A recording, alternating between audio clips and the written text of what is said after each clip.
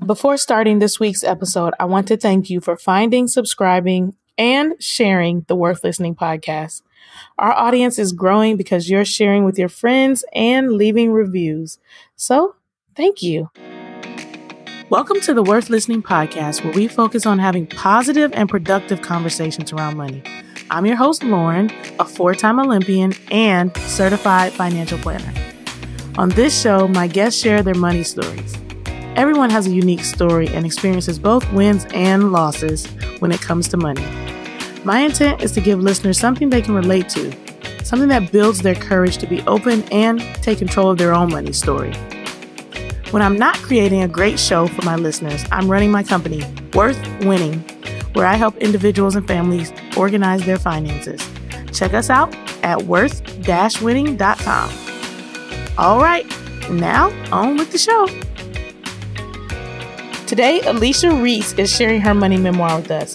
She has worked her way out of poverty and a period of domestic violence into a life as a successful entrepreneur. She is a business owner, speaker, single mother, co-founder of a nonprofit, and the author of a dope book called Eating Elephants. Head over to eatingelephants.org to order your copy. She is all about empowerment and equipping people to succeed, and her personal story is inspiring. In this episode, Alechia shares with us how tough living conditions led her to start her first business at the age of 12. Yes, 12 people. She talks about how, despite being very intelligent, missing deadlines made her miss out on some big college opportunities. Yet, community college ended up being the perfect starting point for her. We also discussed the importance of forming relationships with others and how this allowed her to work her way up the corporate ladder before starting her own business. I'm telling you guys, her story is truly amazing, and I'll just let it speak for itself. Here's Alechia's money memoir. Alechia, thanks so much for being on the show. I am super excited to talk to you today. Me too. I'm excited to be here. Do you like talking about money, girl? Absolutely, because I feel we don't talk about it enough. I think we don't talk about it enough. That's why I started this podcast. So let's just jump right in. First, tell the people a little bit about who you are, your upbringing, and if you could include in that, what is your first memory of money? Sure. So I'm Alechia Reese, and I am the founder of a firm called 360 Gateway Brands. And we build basically the strategy behind product, event, campaign, and event launches for Fortune 100s, 500s, influencer, and celebrity clients. It's pretty fun business, but building it was extremely difficult. My first memory of money was the lack of it. We didn't have enough money to pay our water. And so our water was cut off for an entire year in our home. We didn't have running water. So my first introduction to money was not having any. So where are you from? I am from Sarasota, Florida. I grew up on 32nd Street, which is off of MLK. Don't give folks your address. They might be showing up at your house. It's okay. I don't live there no more. Yeah, MLK, everybody knows it's the hood. No matter what city or state you're in, they have an MLK, it's the hood. Yes. All right. So you said you did not have running water for 1 year at some point in your life. So growing up, money was tight, but it got so tight at one point that the water was cut off, not for a day, not for a week, but you continued to live in a household where there was not water for a whole year. Could you tell us a little bit more about the environment and how you made things work and why money was tight? Did you have siblings? Oh, yeah. So I am the oldest. I'm the oldest of 4 now. My family, usually when you're poor, you always pay more. People feel like, oh, you're poor, you don't get as much. No. Poor people pay way more in everything. You usually get sicker because you don't have the best foods. You don't have access to the best neighborhoods and things like that. So poor people pay more in general. We try to pay a little bit less to fix something in our house. The person who came to fix it bust a pipe in the back of the house and no one knew. And so it ran every day, all day for 10 days. In those 10 days, it took the bill up to over $1,000. My parents couldn't afford that. And so they cut off the water. Now, once you get a cutoff notice, that bill still continues to grow because now you've got all types of fees. They turn you over to credit unions, this, that, and the third. So we weren't able to get the water cut back on. So what we did is because, necessity is the mother of invention. We would get the 5-gallon tubs of water from Winn-Dixie. I don't even know if you guys have ever even heard of Winn-Dixie, but it's a grocery store chain. My mom's best friend would take us in her van. We would go to the grocery store, pay 50 cents to fill those 5-gallon tubs of water. And we lived, cooked, ate using that water. When we would take a bath, we would boil the water on the stove, pour it into the tub, mix it with a little cooler water, and we'd all take a bath in that. This situation was right after my mom lost one of her children. So mentally, she wasn't in a state to work as hard as she would normally work. And my dad, mentally, he checked out because he was so heartbroken by losing a child. So what was that like for you, living in the midst of a situation where there wasn't running water? That means you also lost a sibling in the midst of this. And what were the feelings generally around how you felt about how is money going to come in and how was this ever going to get taken care of? Were people making fun of you? Did your friends know that there was not running water? Oh, no. So back in the day, it was your business is your business. You don't tell anything that's going on outside of your house. So no one knew how rough of a situation we were actually in, except for my mother's best friend. But she was ride or die. So she wasn't saying anything about what we were living through. And my mother was a hoarder. So if you've ever seen hoarders buried alive, that was my existence. That was my childhood. There was always stuff everywhere. There were always rodents. Things were never really clean. Every once in a while, she'd get a burst of energy and clean up, but things were never really clean. It just wasn't a priority. So you just deal. I mean, I didn't know anything better. It's not like I had dropped from grace or we had lived in this amazing, beautiful home and now we were experiencing the rough side of life. It was all I knew. So I didn't know to feel a type of way about it, especially because we knew that you don't tell what's going on in your house. Because we did understand that if HRS, and I know that I'm so dating myself, but if HRS knew how we were living, that they would take us from our parents. So you didn't tell. Keep your stuff to yourself. You figure it out. But it's also why I created my first company, which was braiding hair, because I was like, I'm tired of being hungry and not having good food. I want to eat too. So what age did you start braiding hair? I started learning at 10 and a half, 11. And then I started my first company at 12, braiding the girls in my church. I would braid all their hair. I would braid their parents' hair. And that was my first business. I was making some pretty good money as a 12-year-old. So let's go back for a second, because I think a lot of listeners might be thinking, oh, poor baby. She grew up in such unfortunate circumstances that now she's having to get a job at 12 and kids shouldn't have to work at this age. But you said, I didn't know anything else. It doesn't sound like you're traumatized by that upbringing. And I think an important point to drive home is the way that these things are communicated to a child. And so you didn't necessarily know that you had less or that things were terrible. Did you feel like there was a separation between you and your friends at school? So that's when I started realizing that things were a little different. Like I said, I grew up impoverished and we couldn't afford the school that my mom wanted to send us to. So my mom was smart in that she bartered cleaning services so that we could be private school educated. So all my siblings and I were all private school educated. Dirt broke at the time, but we all went to private school. And what she would do, she taught us very, very early. It's why it's so easy now for me to make money, because she taught us very, very early that what you don't have, you create, period. What you do not have, you create it. Legally, of course, but you can create what does not yet exist. She taught us to fundraise very, very early. We would go in our school uniforms on St. Armand's Circle, which was the wealthy area in Sarasota, Florida.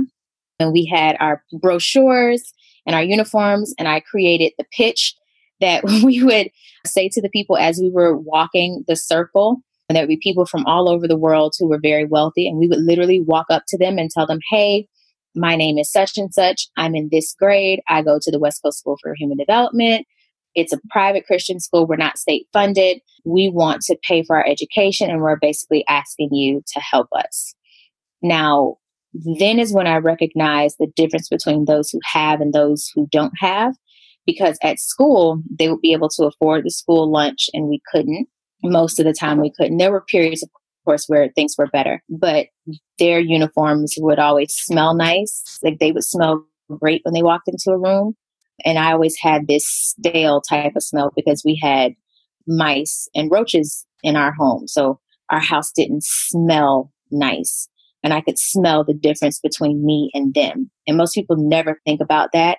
But for me, because I love the way things smell, I always notice the difference in how I smelt versus how they would smell. So that was, for me, where the noticeable difference came from. And then because I acted so much older than the rest of them, because I'm thinking about how we're going to eat, how we're going to get water into the house, whose hair I'm going to braid next to make some more money.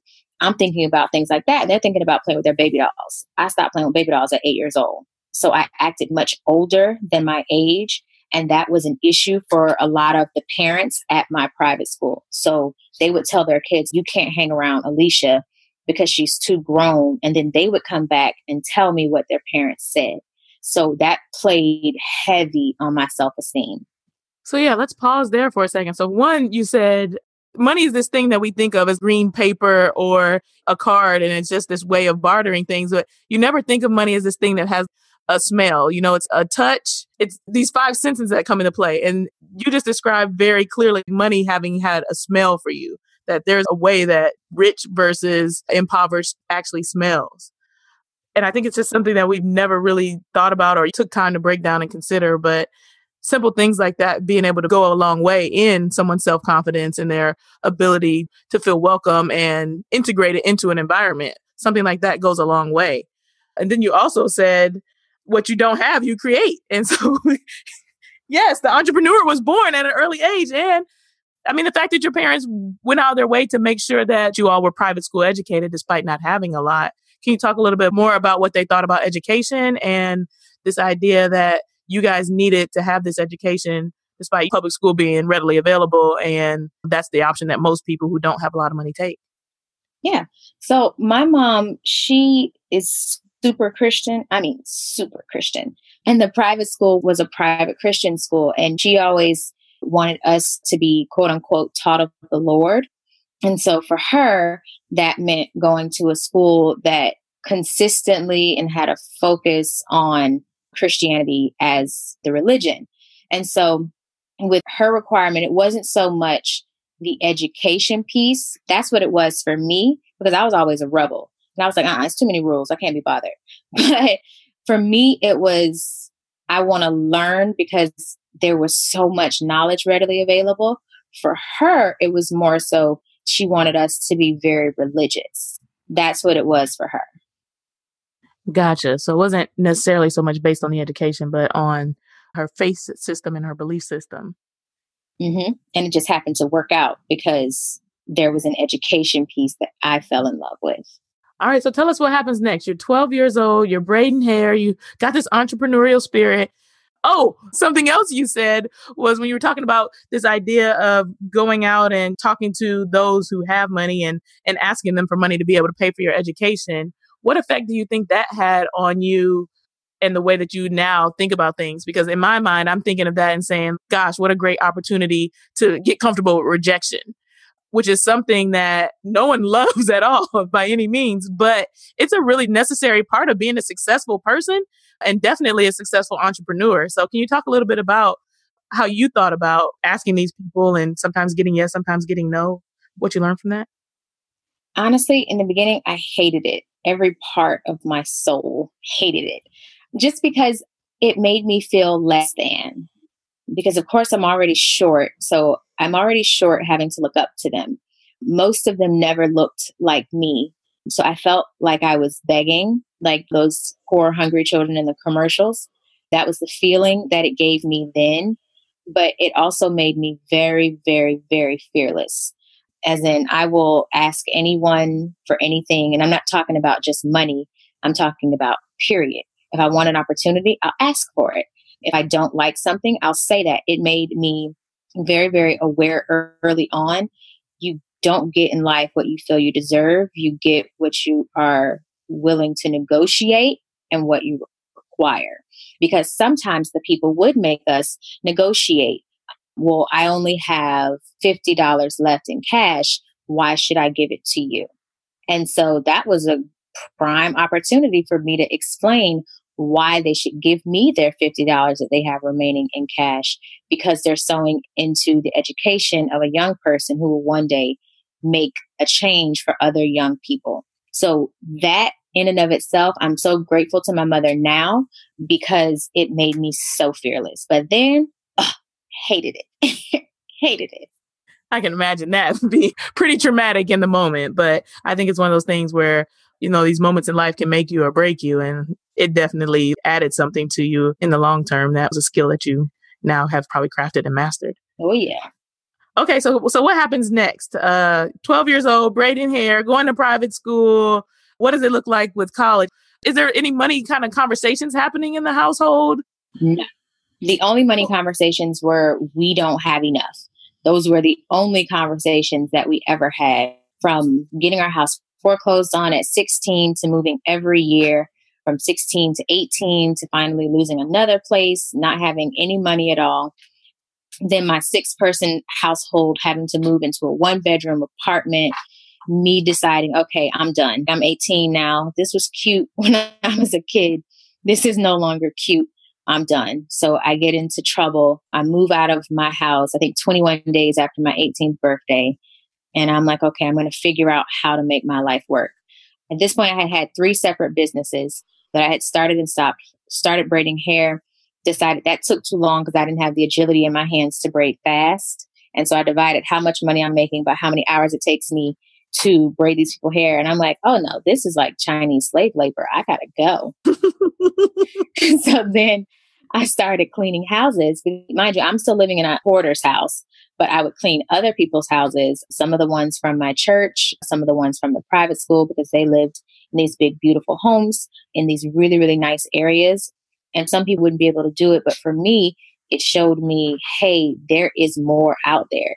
It is possible to have a beautiful home doing legal things. All of that is possible. So it was building that out. When I went to college, I got some scholarships, but for the most part, it was me working. I worked 2 jobs, at one point 3 jobs. I worked so much that I fell asleep driving and totaled 2 cars. For me, there was no way I wasn't going to make an amazing life for myself. Just pray that I didn't kill myself in the process trying to work myself to death. You're still here. Ooh, thank you, Jesus. You're still here. All right, so let's pause and talk about that for a second. So you said you totaled 2 cars. So you were able to work into the point where you were able to get a car. But then what's the cost when you total a car? Insurance sweep in and don't worry, we'll make you whole again. And especially when you did it the second time, what did your car insurance look like? So my car insurance has always been very high. I got in a car accident every year from 16 to 21. So my car insurance was always high. So I wasn't even worried about that. I would work so much that I always had money. I just didn't know what to do with the money. Once I hit 16, I had a job. I started at 15 working for McDonald's. So my first corporate, quote unquote, job.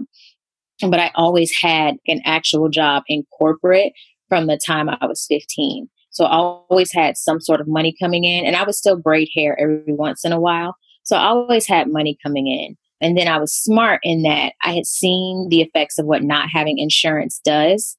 That was part of how my mother had lost her child. So I always knew I wanted to keep insurance because I knew insurance in my mind protects you. So I had not only regular insurance on the car, but I also had gap insurance on the car. So I would get a check each time I totaled a car. And it wasn't an intentional thing. I just was a terrible driver. I would literally be driving straight looking somewhere else. The worst. Or always been a daredevil. So I would think, ooh, that car is coming. He doesn't look like he's going too fast. Let me try and get across the road. You can't, honey. The velocity that you're going and he's going, you're going to hit each other. So it was a good move. It was probably saving you money to move to New York City because you don't need a car here. The money you're saving on insurance might be evening out with the cost of living for New York. You know what's so crazy is I still have a car here. I do. Oh, no. Yeah. But you know what? That was long ago. I've been delivered from car accidents, so I don't get in those anymore. I'm good. I finally know how to pay attention. Amen. Amen. High school completed. You said you're 18, you move out, you start working. Did you ever think about college? What kind of ended up happening as it pertains to everybody thinks that there's this nice straight and narrow path of you graduate high school, you go to college, you finish college, you get a master's degree, then you go find your six-figure job. And I feel like that's not how many people's life works. So tell us what happened next. It's never how it works. And it's so disrespectful that people really trick us to make us think like that's how it works. It's not how it works at all. I actually had a 4.3 GPA when I graduated high school. However, I tested terribly. I did not do well on tests because I would get such anxiety. I wouldn't read it. It was bad. So I didn't test very well, even though I had a very high GPA. And because I was so stubborn, like I said, I was a really, really bad kid in high school. All of the situations from a child not knowing, once you finally find out, you can't unknow something. So once I realized that there was such a huge disparity in how I was being raised and how others were being raised, my feeling of self went from maybe an 8 to 3. And that feeling of worthiness was directly associated with how much money I did not have. So I felt worthless. And then some of the parents at my church and at my school, they told their kids that my parents didn't care about me because of how they allowed us to be raised. So if you're in that type of an environment and you're a child, it really does weigh heavy on how you feel about yourself as a person. So I fought teachers, I fought students, I fought boys. It didn't matter. If you made me mad, I was going to fight you. Whether or not I won, I didn't care about that. I just wanted to get the frustration of not feeling like I had enough, not feeling like God loved or cared about me because he allowed so many terrible things to happen in my mind. So I was just so terrible. I wanted to go to college because in my mind, the only way to get out of where I was to get a good education, to get that 6-figure job that was just guaranteed to be placed in my lap once I graduated. So I applied to colleges, but because I was so bad, I wasn't paying attention to the rules. The rules are there are dates and deadlines, and you can't just apply when you want to. So I missed the deadline for most of the applications. Just missed it. Still submitted it because in my mind, I have a 4.3 GPA. I'm smart. I'm this. I'm that. Every college I applied to rejected me out of high school. Every. Because there's hundreds of thousands of other children also applying to schools. On time. And they applied on time. They weren't like me. Right. So get rejected from all of them. Heartbroken. Absolutely heartbroken. Again, that feeling of I'm worthless started to creep back in. So I did the next best thing. I went to a community college. Literally one of the best decisions I could have ever made to date. When I got to that community college, it was also the community college that I was attending in high school. It's how I had a GPA that was at a 4.3 because I had finished my first 3 or 4 college courses in high school. Because again, I was always very smart. My mother would always work with me. I knew my times tables at 8 years old up to 12. I was a math whiz. I could do numbers quickly. I could count very quickly in my head. That's the one thing that I was so grateful to her that she really, really did, because she had owned a daycare when we were younger. And she always, always made sure that we had a really, really great foundation. She wanted us to have a foundation in Christ, and she wanted us to know how to count, which is so funny. That was her only thing. Reading was, but how to count and have a foundation in Christ. So didn't get accepted, went to community college. That community college experience laid the foundation for so, so much. I met some amazing professors there who cared so much about our education. They made such a profound effect on me. They were my game changers after that. I graduated from there, went to Miami for college, and I did something that I wish I knew then. I just went to college. I didn't try and make relationships. I didn't try and do internships. I figured once you graduate, they give you a job, and that's how it works. It's not how it works. Because that's what they tell us, right? You go, you finish, and that's a wonderful thing, and ta-da! And no. Not how it works at all. So I want to pause for a second and talk. What would you say to those parents that were telling their kids negative things about you because you had less income or certain your parents didn't care. Because I think there's a lot of people out there that achieve success. And I think most people who achieve success have to work really hard for it. There's far less people that are given the trust fund and the $1,000,000 or, everything comes easy to them. That's the minority of people. But there are some people who achieve success and forget maybe where they come from, or they just think others are not working hard enough, et cetera, and they start to judge. So we talked about kind of the effect that it had on you, but now as an adult, what do you say to people that are walking around and looking at somebody on the outside or saying so-and-so doesn't smell good at school and someone needs to report this child and get these kids out of this household? You were loved and cared, you are a bright and successful individual despite the upbringing you have. So how do you talk to that person that doesn't have perspective, I guess? So I always tell people you have to look at the total picture. So from the outside looking in, they felt as though my mom didn't care about us. And it wasn't that. What they didn't understand is my mom had been molested from 8 to 14. So the reason she was a hoarder is because the most important piece of herself was taken from her as a child. So she kept everything because she didn't want to, quote unquote, lose anything else. And so when she lost a child, which is a whole human, she didn't know how to mentally deal with that. And also because back then, Black people didn't believe in therapists or counseling. There literally was no sounding board. It was just all these things in my life have happened to me. And now I lose something this big after doing the best I can for my children. So she had a mental break. Every other culture gets to have those except for ours. We're damned for ours. So to people, what I would tell them is you have to take a step back. You can't just look at that one tree. There's an entire forest of trees. And if you take a step back to see what truly is going on with this child and with this child's parents, that things are so rough for them right now. And then how can I, as a person, help to fix that? When I come in contact with people, even now who are going through situations, my thing is always, so what is your core issue? And then, okay, how can I help to alleviate that for you? And it's not by just giving you money. It's, okay, how can I help show you how to create sustainable systems for yourself? Preach, sister, preach. I love it. The analogy with the trees, because there's so many variables. You can just run with that analogy all day, from the sunlight required and the water, and then the storms come, and then there's animals running up and down the tree. And if you step back and look at all that has to go into not just this tree, but this forest, it will provide some perspective. All right. Community college, then college in Miami. Tell us what happens next. You get out of college and... Making no money. I get out of college and I'm working as a T-Mobile service rep selling phones in the mall. Did you need a college degree for that? No. No. I was the only one at that store as an associate who had a college degree. My manager didn't even have a college degree. And so that was a little frustrating because I had gone to school for business. And so I'm like, well, we should implement these processes. We should do this. We should do that. And he's just sell stuff and shut up. So, it was very, very frustrating for me.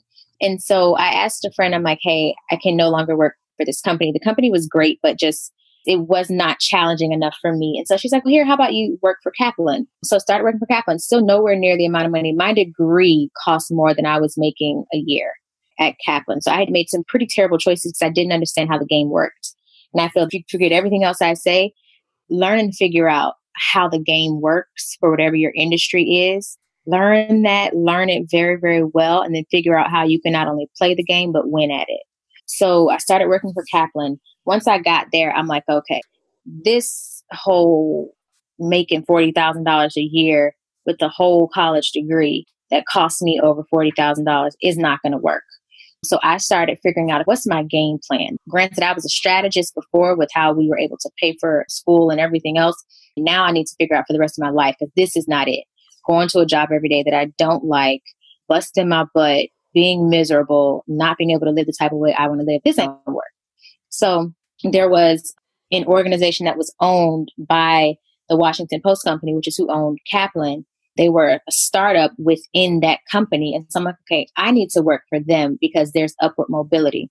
So I started making friends with the woman who was the hiring director in that particular business segment. I would walk by her office every day. I would talk to her. She had gotten pregnant. I would talk to her about her kid. I was pregnant at the time. So we would discuss, all the mommy things. I found points of connection for us. I would send nice things when I knew she was having a super stressful week. And then one day after me building that relationship for a year, which taught me patience, she said, "Hey, I have an opportunity for you. I want you to apply." I applied. I didn't just bring the resume. I brought all types of stuff to show her I was fully capable of doing the job. And she hired me. From there, I got promoted. In a span of 2 years, I was promoted 4 times. And then from that fourth promotion, I bartered with the COO that I was working with at the time. I asked him, if you will train me in project management, I will give you 3 more years and I will be the project manager for your sprints. At the time, they kept coming in over budget and late every sprint. They would never fulfill their sprints. And sprints is just a small amount of time. You decide what you're going to work on in that time only. You work on that, make sure you come in on budget and on time. And so he agreed. And that's literally what helped me to start saving money. I bought my house that year. I was able to start establishing my financial success from there. Gotcha. Okay, so let's go back and pause where you just talked about, oh, I was pregnant. You just threw that in. So what age was that? I got pregnant at 23. 23. Okay, so you're 23. You're not happy with the income, but you got a plan. You're like, there's a baby coming, but I also, in general, want to do something different with life. So you started building these relationships and built some camaraderie over the fact that the other young lady was pregnant at the same time as well. But then you became a mom. And in the process, like you said, so we know it takes 9 months for a baby to bake-ish. But you said you got 4 promotions over the next 2 years. So frequently, women are taken aback by, this pregnancy is going to stop me from reaching my goals. This pregnancy is going to stop me from reaching my dreams. Someone's not going to hire me. I'm in the midst of a transition and I'm not going to be worth it. They've got to figure out what to do with this baby. You had the baby in your belly and you got 4 promotions in 2 years. So can you just talk about becoming a mom? Was there any negotiation in that process or any way that you had to sell yourself differently because there was a baby and there was going to be time required? So I did have a boss, unfortunately and fortunately, who basically told me because I was pregnant, I had lost sight of what was most important, which was my job. And so she was going to deny my raise that year. Not gonna lie, I definitely took her to HR. I went to HR, presented my case, just I had a high-risk pregnancy. So I was always in the doctor's office. It was not a good time at all. But one of the things that I always would talk about with the woman who was also pregnant at the time was the situation that I was living through with that boss. So she had a friendship with me and knew the challenges that I was facing. But I would always bring her, hey, here's some things that you could possibly do with your company and with your organization. Here's some things that you can possibly do to help you grow, to help you guys reach your goals. I would always bring her little tidbits. And so after I had my daughter, when I came back, she's like, hey, I want you. I have a line item in my budget. I really want to have you come on. But I had already shown her that I could and would do the work. She was very clear on that. And what I tell single moms now, or even just moms, you don't have to be single, but moms in general, please don't make it seem as though you cannot do what you need to do because you have a child. No, your mind still works and it works well. So just highlight and showcase the fact that you are excellent. You bring your full excellent self to the table every single time, baby or no baby. So single mom, you mentioned just now, and I think you just gave some really good advice about not giving up, not letting being a mother get in the way of you really being able to achieve your dreams. So we can sum up the story of, okay, something didn't work out. You are a single mother. Let's talk a little bit about being a single mother, running multiple businesses, how you're raising your child. And I think so often that word single mom just comes with a negative connotation of a broke down woman who's struggling all the time and never gonna make it. And some people really buy into that as a mindset. I'm a single mom, so I'm not gonna get this or achieve this or do that. So let's just pause and talk about the way that a single mom can manage her finances and be financially successful and have the good mindset. And even too, what to talk to your kids about money. So I was married when I had my daughter and got divorced when she was around 3, I believe. And my ex-husband stopped paying the mortgage on our home. I believe it was 2014. And so I had to figure out how I would pay for a mortgage, pay for a child who was also in private school, pay to eat, pay for the car, pay for the insurance, pay for life. and he stopped paying, and he gave me a 10-day notice that he wasn't going to be paying the mortgage anymore. Before things went south, was it 50-50 bills? Yeah. And I tell women all the time, don't do that 50-50. Don't be suckered into that foolishness. But I get that for some people that you have to, but if he can cover it, allow him to. It's okay. You are a woman, hear you roar, but allow him to provide, especially if he can. Now, if he can't, totally different, work it together, team together. But I had so many personal bills that most of my income would go towards those personal bills, and I was still paying 50% of our bills until we had a conversation. And I'm just like, hey, this doesn't make sense. I can barely pay for gas if I pay all my bills. And you're up here living in the lap of luxury with all the additional money you have. We're supposed to be a team, and this isn't really feeling like a team. So he stopped paying the mortgage, just done 10-day notice. I'm not paying it anymore. So you figure it out. So I leaned on, okay, I got a degree in marketing. I love marketing. At that time, I had established a nonprofit organization. So I had built up some pretty great client partners for my nonprofit. And I said, well, if they trust me to work with the young people in this city and in their organizations, maybe they'll also trust me to become a marketer for them. And so my first client in my company, because again, I had already been building those relationships from the work I had been doing in my nonprofit. My first client for my company was Goose and the city of Miami commissioner during the event Art Basel, simply because of the relationships that I had built and forged working with my nonprofit.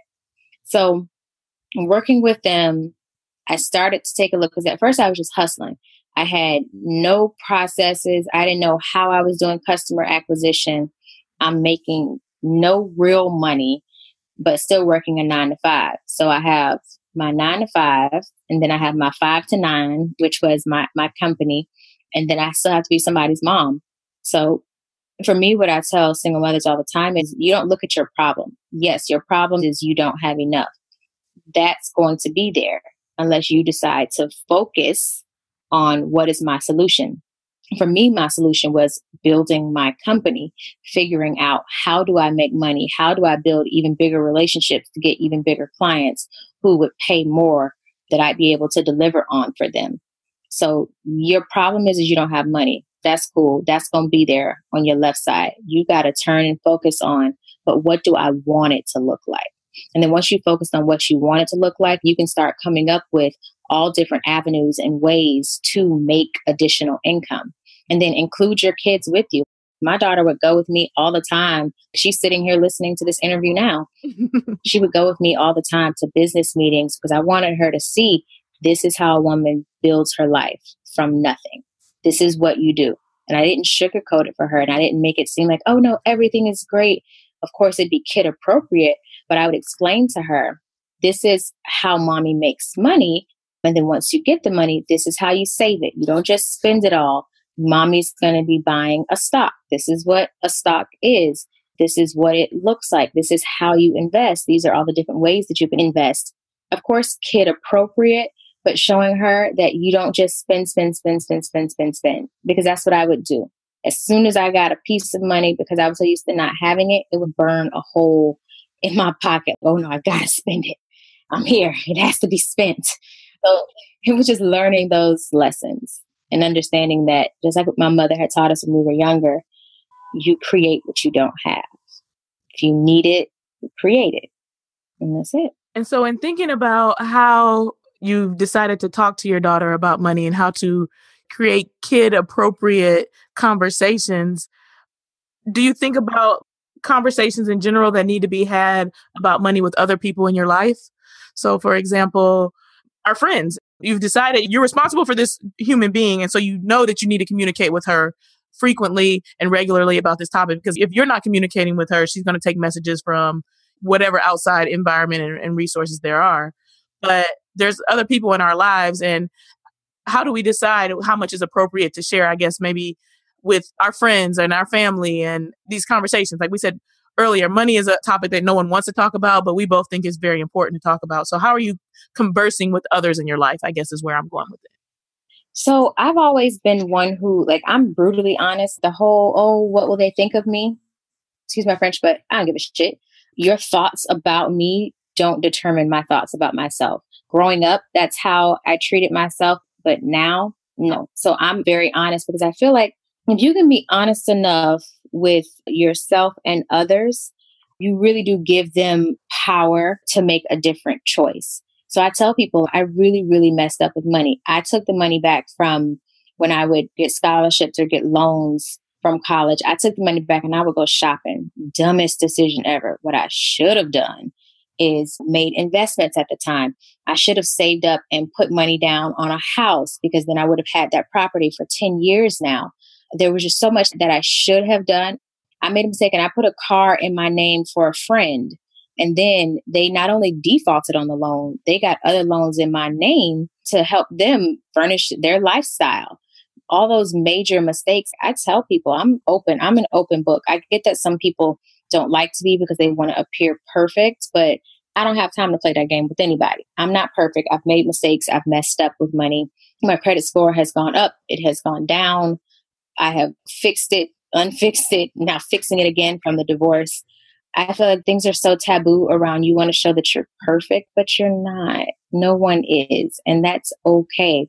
All that matters is when things get really, really tough, you figure out how am I going to A, make additional income, then B, pay off those I owe, and then C, invest. And some people feel like make additional income, invest, and then pay off the people that you owe. I don't judge either route, but for me, I'm brutally honest with my friends. So having these discussions with your friends, are they sometimes taken aback? Do they shy away? Do you let them off the hook if they shy away? One of my mottos is friends don't let friends have effed up finances. And so what I've started to do and really commit to in the last couple of years is I've been very diligent about getting my own personal finances together. But this idea that I want to be able to retire, I want to be able to go to Cabo with my girls, and I don't want you to have to charge the whole thing and not be able to pay it off, or just you get on a trip because I'm your friend and you want to make it there, but you don't make it there in the way that's most financially appropriate for you. And it ends up costing you in the long run. So in figuring out how to talk to my friends, it's one of those things where you have to broach the topic. And even if it's uncomfortable and they try to go a different direction, the people you really care about in your life, you need to make sure that they're financially taking care of business and that they're taking the action steps to get their finances in order, even if they're not currently in order. So luckily, a lot of my friends, they're very open to just everything. Many of them, not only do they own homes, but they have investment portfolios. So we're very on the vein and wave of you want to leave something for your children, but you also want to enjoy your life too. So we create ways in which we can do both. Like, why do I have to choose? Why does it just have to be, okay, the kids are great, but I live miserably? So no, hey guys, what can we save or what can we put together? How can we buy this piece of property together? They're very, very open to let's all grow because it's not enough for one of us to grow. Let's all grow. They're super, super open to it. Yeah, that's wonderful. All right, so let's talk a little bit about where you are now, how you're organizing your finances. I think you made mention of getting your credit back in order, still recovering from the marriage and things like that. What tools and plans and things are you using to organize yourself now? What values and members of your financial entourage, if you will? Sure. So Ashley M. Fox is a woman who kind of turned me onto Stockpile, where it allows you to purchase portions of stock until you can own the whole thing, because some stocks are kind of expensive. So I started learning more about investing. I started learning more about what annuities are, how you can use those to build wealth for the next generation. And then for me, it's I want to owe no man but to love him. So I stopped using my credit cards for, oh man, there's a sale, that's an emergency. But I started using them to do like what Warren Buffett does. He spends everything on his credit card, but already has the cash ready to pay for it. So I don't put anything on a card that I don't already have the money to pay for. And then I'll pay it almost all completely off. Like I'll leave like $5 on there. So they'll report positively on it just so that I can rebuild. For those that I owed, I created plans to pay them off because I spent the money. I enjoyed spending it. So I need to go ahead and pay it back. It's not just, oh, I spent it, but now please forgive me. Now, of course, some people are in different predicaments where bankruptcy is something that they have to entertain. It's not the end of life. It's just one piece or story in your life. And it doesn't have to be a full chapter. It can just be a piece of a chapter. So for me now, it's with what we're trending in the business, it's identifying who do I need to bring on to continue to grow? What do I need to pay off in order to ensure that I don't have people coming after me later to take even more of it? And it's not ignoring it. It is so tough when you have all these creditors calling you saying they want their money. It's so tough to answer them and respond to them. But I just started answering the phone. I started responding to them. I started coming up with, hey, this is how much I can pay you. This is when I'll pay you. Can we negotiate what I have remaining? You've closed the account. So now it's for the creditor. So let me talk to this creditor to negotiate what I can and cannot pay. It's being very open with what you know you need to do. I love that, because I think so frequently people, you start to hide, you get in this hole and you don't see the way out. And so the solution is just hide, pretend like it doesn't exist, and it clearly doesn't do anything to help the situation. So something as simple as starting to answer the phone when they call is you committing to meeting it head on and taking the mentality to say, all right, how are we going to figure this out? Another thing you brought up, I love what you glossed over. You said, who do I need to pay to continue to grow? Can you just break that down for us? Because people are like, wait, what? I got to pay somebody to continue to grow? Yes, there are people when you run in a business that are going to require to be paid in order for them to provide the services that you are not doing for yourself. So I'm not supposed to be answering the question. I asked you the question. No, you're fine. You're fine. So for us, it wasn't, we didn't have access to opportunities after a while, because after you work with a number of people and the type of clientele that I had worked with, they talk to their friends and their friends have budgets and their friends want to work with you. And it's like, I'm one person.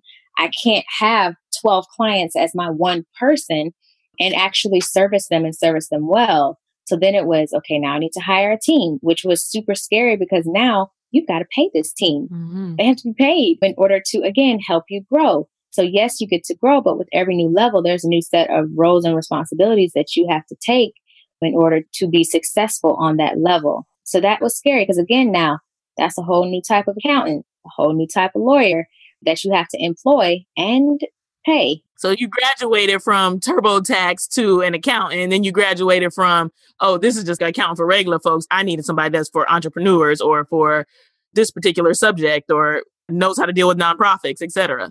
Mm-hmm. And it's growing, and it's allowing and being comfortable with the space and place, knowing that to grow, you have to expend something. In order to grow, there's always sacrifice. Most people are like, the sacrifice is terrible, but sometimes the sacrifice is instead of making $7,000 on that client, you'll have to pay someone $3,000 and you'll make $4,000. But in paying that person $3,000, you're able to bring on a whole nother client who's paying $10,000. So you still made more. Yes, you'll have to pay something because just like you don't want to work for free, you shouldn't make other people work for free either. However, in being willing and excited about the level of growth, understand there's always some sort of sacrifice or something that you will have to barter for that growth. Yes, yes, yes. Alechia, this was so amazing. I could talk to you for at least another hour. I don't even know where to stop, slow down, wrap it up, how to. We're going to the final sprint. We have to. We're going to have Alechia back on, guys, because, I mean, she just dropped so much knowledge. I feel like we didn't get her whole life story yet. But we're going to move on to the final sprint. So the final sprint, we ask some short, snappy questions, and we're looking for your short, snappy answers right back. All right. Are you ready? Yes. You have $20 in your pocket right now. What do you spend it on? $20 food. Food. 90% of the participants say food. What is your worst money habit? I don't invest it enough. I let it sit. Best money habit? I'm more of a producer than a consumer. So I don't consume everything. I don't spend it all. Yes.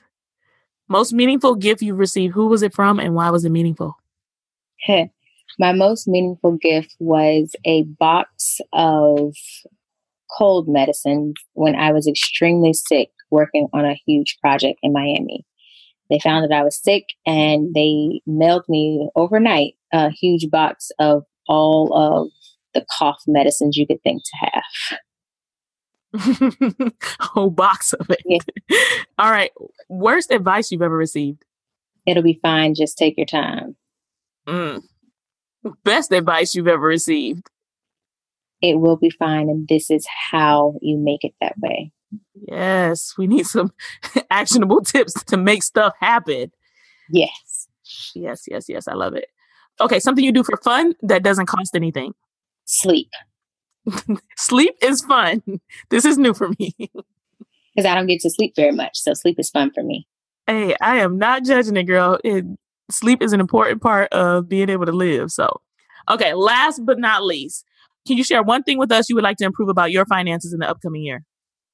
The one thing I want to improve is how much I'm investing for the future. Got it. What's the action item to be able to do that?